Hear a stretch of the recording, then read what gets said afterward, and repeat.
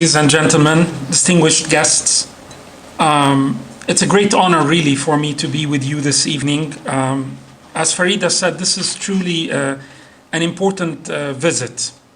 It's probably historic actually that the board of directors is actually visiting Jordan. I think to my recollection this is the first time that that's being done.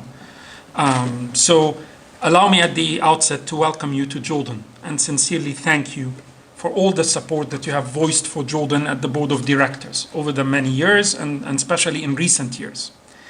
The World Bank's financial and technical support to Jordan has been invaluable, where this support has assisted in maintaining Jordan's macroeconomic stability, particularly at these challenging times, in addition to pushing forward the reform and development agenda, as well as implementing critical projects in many sectors. I hope that today you had a very good field visit to the Za'atari camp, Mafraq Governorate, and to Al Qadir landfill, which I also hope that it provided you with a better understanding of the living conditions of Syrian refugees in both camps and in host communities, in addition to pressures on host communities and government and municipal basic services. I look forward to listening to your views and impression on today's visit, as we will have the chance tomorrow in the meeting with my colleagues, the ministers, as well as with the Prime Minister, to go into more details on the impact of the Syrian crisis and influx on the key sectors. I was asked to give you an impression and maybe focus about what is making Jordan different from a resilience point of view. So I sat today and I worked on my remarks to really tell you probably the story of Jordan, why we are here, what sustains us, what keeps us resilient in spite of all these very difficult challenges that many other countries with much bigger resources and much wealthier would have collapsed a long time ago. The Syrian crisis is entering its 6th year. We cannot but agree that this crisis is protracted and unprecedented. And it is not just a mere refugee issue, it is a serious national resilience issue, particularly for neighboring countries who have absorbed over 4 million Syrian refugees. We have also seen how this crisis has been challenging the European continent, in spite of its size and wealth, with much lower numbers. Based on the outcomes of the recent 2015 population and household census, Jordan today is hosting about 1.3 million Syrians, of which about close to 630,000 have registered with UNHCR. This means only 8% are in refugee camps. This means that 92% of the Syrians are all across our towns, villages, Badie, and primarily in the north and the center, but also even in most of the governorates of the south. It's been trickling all over. Jordan has assumed a heavy burden due to hosting of the Syrian refugees. The Syrian refugee influx has put a pressure on Jordan's limited resources and imposed severe stress on our economy, public services, especially in host communities. Regional turbulences are also impacting exports, investments, and tourism. Moreover, in spite of a successful completion of the SBA-IMF program in 2015, which ended just last November, and as commended by Madame Lagarde at the World Bank IMF annual meeting in Lima, economic growth had to be downgraded twice in 2015, from about what we projected jointly as government and the IMF that we will be at 4% by the end of 2015, to about 2.4% due to obviously the underestimation of how severe the regional circumstances and their spillover has been on Jordan. This situation constitutes a threat to our overall resilience. It is also risking Jordan's hard-earned development gains at a time when we are working diligently to integrate the Sustainable Development Goals into our development plans over the next 15 years. By hosting Syrian refugees, Jordan has been providing a global public good. The international community has responded with a conventional humanitarian approach, providing food, shelter, and some services in refugee camps, yet limited financial support to host countries and commitments. Donors' contribution to the budget as a partial compensation for the fiscal burden borne by the government has also been relatively modest. Jordan has reached a saturation point fiscally, as well in terms of its ability to continue providing critical services to both refugees and host communities. Let me put it in simpler terms. We had experienced one economic crash in Jordan in 1989 and 1990, and then we embarked on a program with the IMF, which has been renewed for many years. Jordanians are very sensitive about the debt issue, and it took us from 1990 till 2010 to bring the debt, which had reached 200%, above 200% in 1990, down to 55%, and we were actually fluctuating between 50 to 55% up to 2010. We worked very hard to bring it down in spite of a very difficult neighborhood.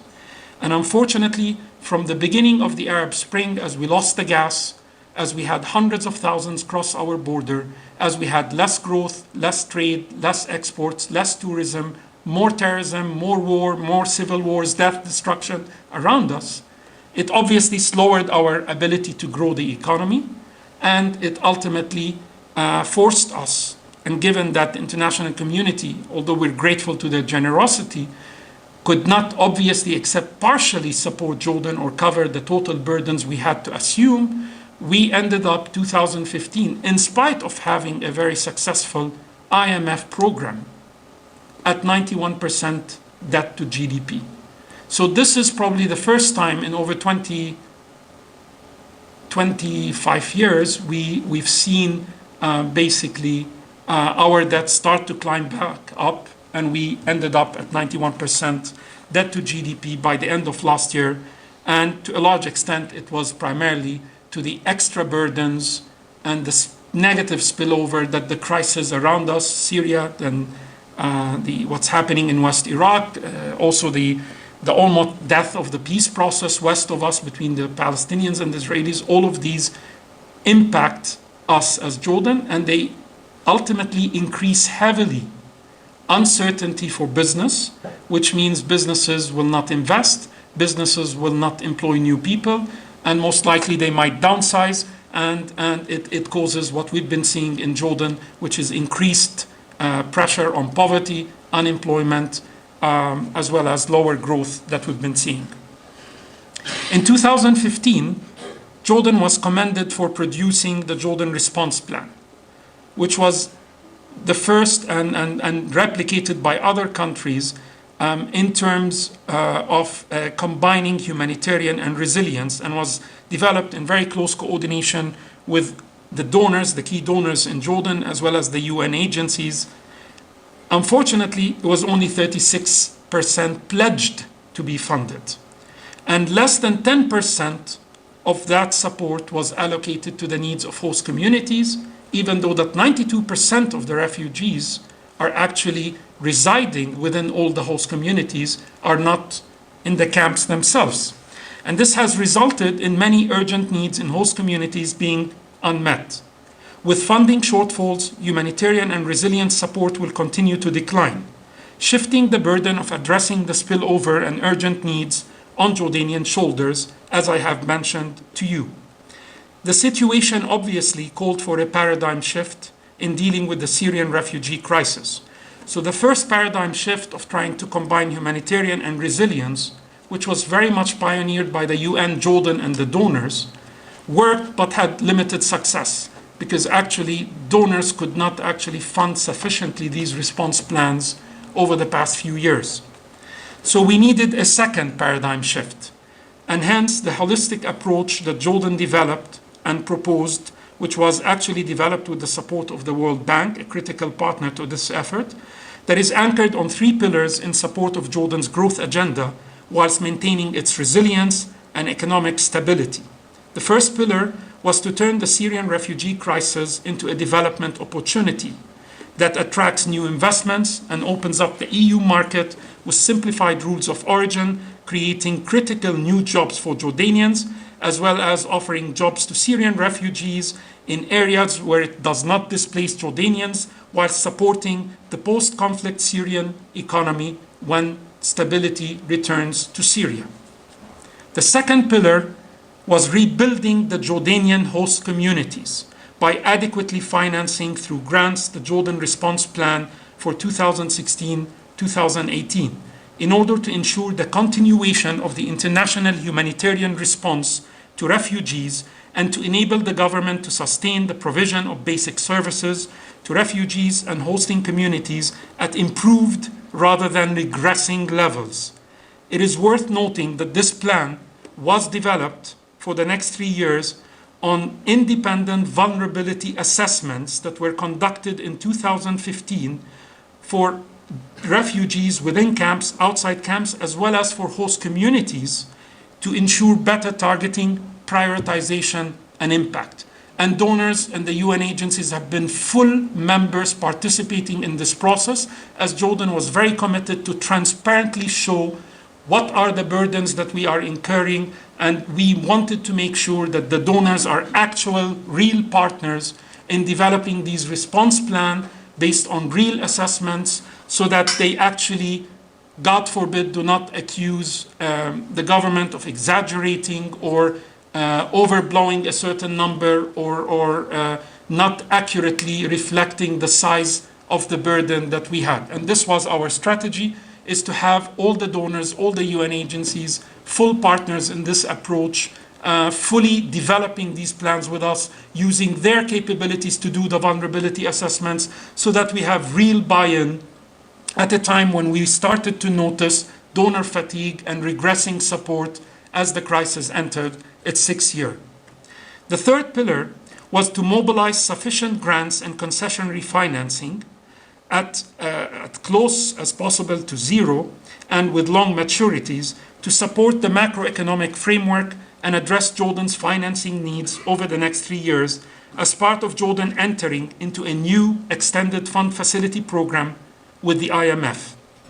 In this context, a Jordan Compact was adopted at the Supporting Syria and the Region Conference held earlier this month in London, which outlines the commitments of the international community and Jordan towards implementing the pillars of the holistic approach by focusing on the following.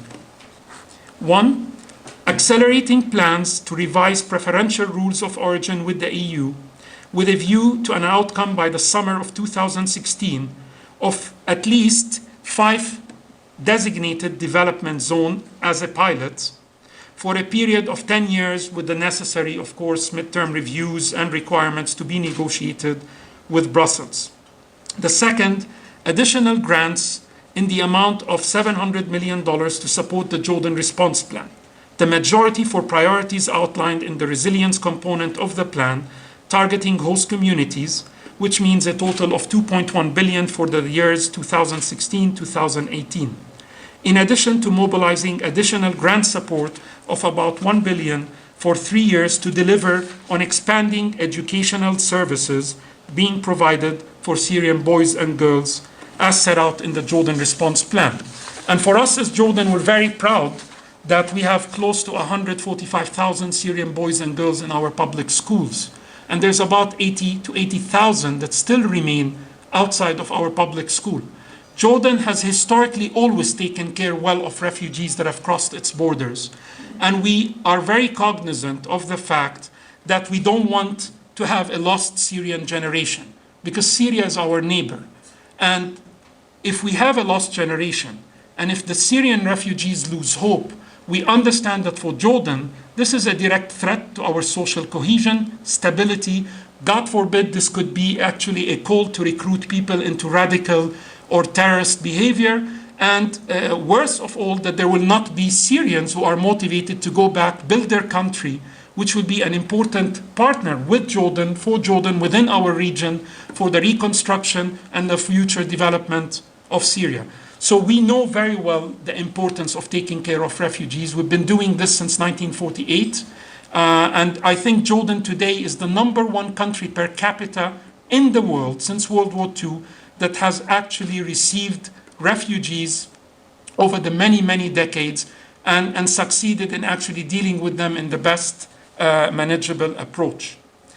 Thirdly, mobilizing sufficient grants and concessionary financing, which was committed to in London in the amount of 1.9 billion from donors and MDBs for 2016, with similar ceilings in 2017 and 18, which allows us to get access to concessionary funding of close to $5.7 billion for 2016 to 2018, additional grant support to budget and financing gap of about 300 million as a minimum in 2016, and similar amounts for 2017 and 2018 that could also be used to reduce the terms of half of the MDB's lending terms, similar of the IDA equivalent terms.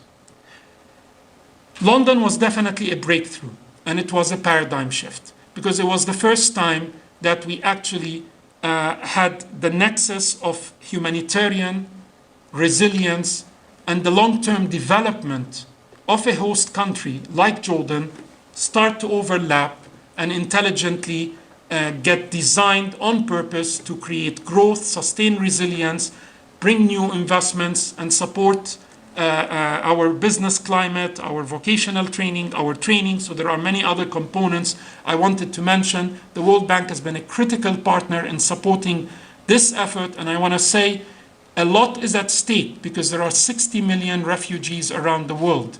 And I think if Jordan pilots this well with the help of the international community and in partnership with the World Bank, we stand to set a new model in dealing with refugees around the world in a manner that is a win-win-win-win, a win to the host country and its host communities, a win to the refugees, a win to the international community, and more specifically, a win to Europe given the pressures that they have been facing over the past, I would say, 12 months, as we have all seen very clearly.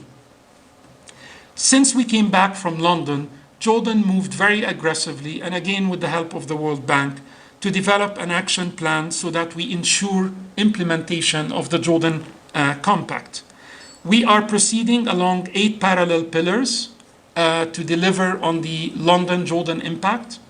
The first is the governance structure and the implementation and follow-up mechanism, where the cabinet has approved and tasked the Ministry of Planning to set up a program management unit to implement the Jordan Compact, where the World Bank with USAID, EU, and the UK government are going to help us set up this PMU unit at the ministry that will interact to ensure that we implement the 7 streams of the Jordan Compact in a manner that really creates an economic development bonanza for the economy, both Jordanians, refugees, as well as for the budget itself, given the pressures it had been withstanding for the past 5 years.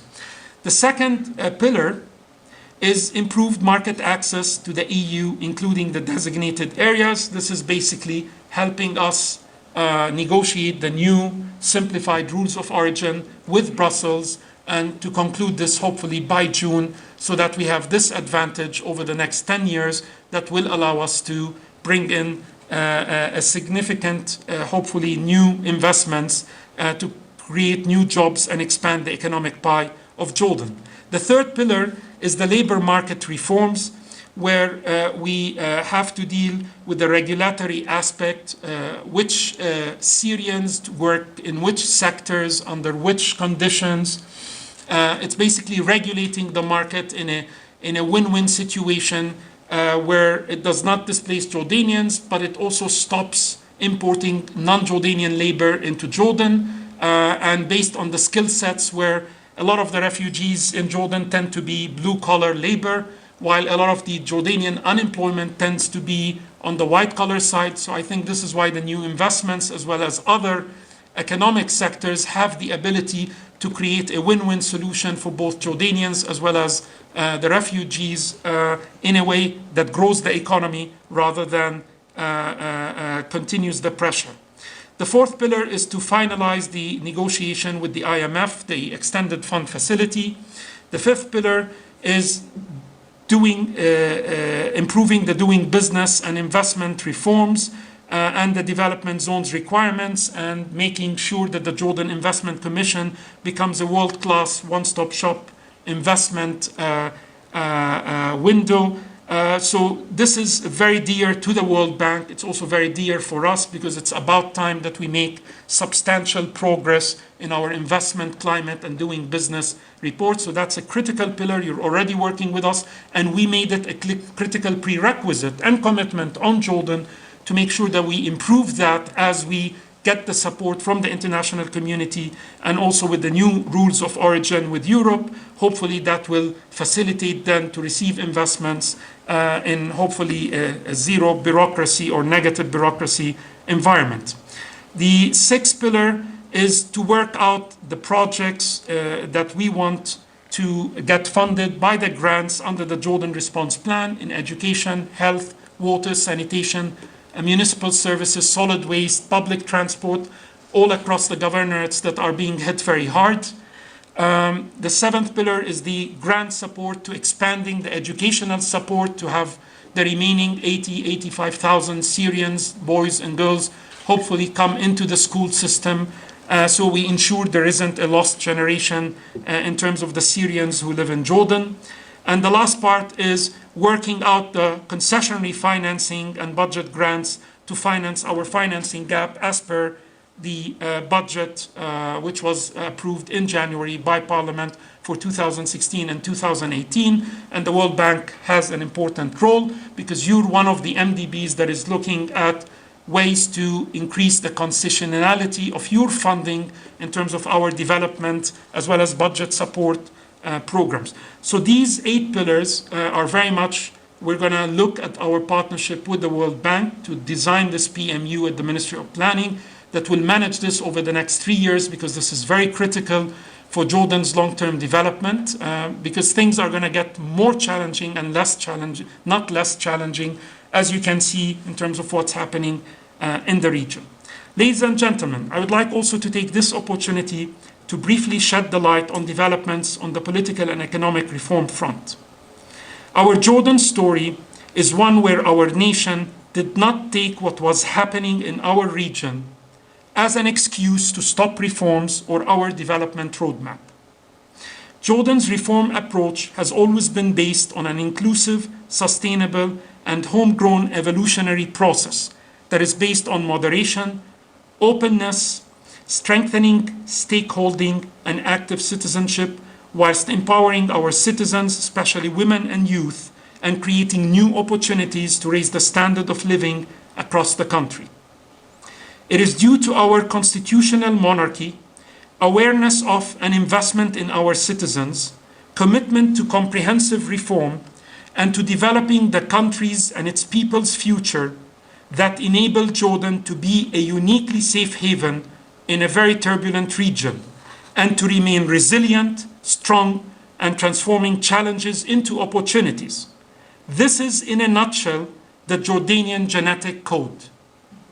The strong partnership between the public and private sectors and the civil society has been a key factor in the success of our ongoing development efforts, which sometimes have lost momentum and sometimes have regressed, but I think overall positively it has been going in a positive trajectory. And Parliament is deliberating a new integrity ombudsman and anti-corruption law as one of the key recommendations of this commission. In addition, Jordan was one of the very few developing nations to conduct a comprehensive assessment of our privatization program by an independent commission, which the World Bank Group was represented in through the IFC. All these reforms and public processes built on recent efforts that saw the amendment of 1/3 of our constitution, the establishment of new democratic institutions such as the Constitutional Court and the Independent Elections Commission, and strengthening of our judiciary through the Judiciary Independent Law. In the coming year and a half, Jordan will witness 3 elections: the 18th Parliament, municipal elections which are being held since early last century. Actually, the first municipal election was held in 1925. And my colleagues, the MPs, can correct me if my memory betrays me. And a decentralized election to elect the governorate councils, which will be held for the first time. On the economic reform side, Jordan adopted a new generation of economic laws to enhance investments, the business environment, and competitiveness, such as the new PPP law, the new tax law, the new electronic transactions law, a new investment law.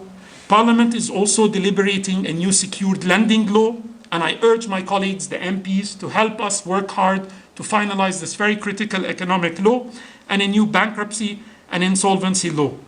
We are also in the process of reviewing key economic laws as a project supported by the Deauville-MENA Transition Fund and implemented with the support of the World Bank and IFC.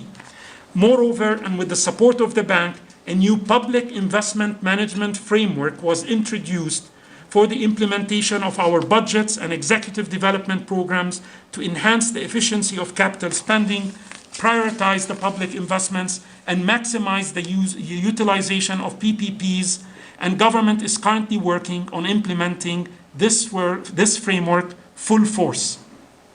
All these efforts target to ensure maximum domestic resource mobilization, public expenditure efficiency, transparency, and effectiveness, and ensuring maximizing resources to support the development of our nation. We also launched a National Competitiveness and Innovation Council that includes the 19 business organization as an institutionalized public-private dialogue body that is working on continuously improving our investment and doing business climate and competitiveness, because I'm the first to admit that we have regressed in the past 5 years on these issues, and it's time for us to recapture the higher ground and move aggressively forward to retain our competitiveness and ease of doing business. As Jordan proceeds along its charted path of comprehensive reforms, it is essential that all options to support countries hosting refugees on behalf of the international community should be employed, including improving the eligibility criteria for vulnerable middle-income countries to access development assistance and highly concessional and innovative funding tools to assist us absorb the unique, destabilizing circumstances and manage our development agenda, particularly at a time when we continue to carry out a critical global public good on behalf of the region and the world. In this context, I would like to thank the bank for their great efforts, and to all of you, the board members, over the past months in trying to design a facility to address financing limitations of the vulnerable middle-income country proposed by the bank's new MENA strategy, which we look forward to hopefully fully endorsing at the spring meeting in April. This is our Jordan story. The world can continue counting on Jordan to remain an indispensable global partner and safe haven and oasis of stability in peacemaking and peacekeeping, in inter and intra-faith dialogue, in fighting extremism and terrorism, and in pursuing an inclusive, sustainable, evolutionary, and comprehensive reform process that strengthens stakeholding, active citizenship, empowers our people, raises the standard of living along a path of openness, moderation, respect, and dialogue. Thank you.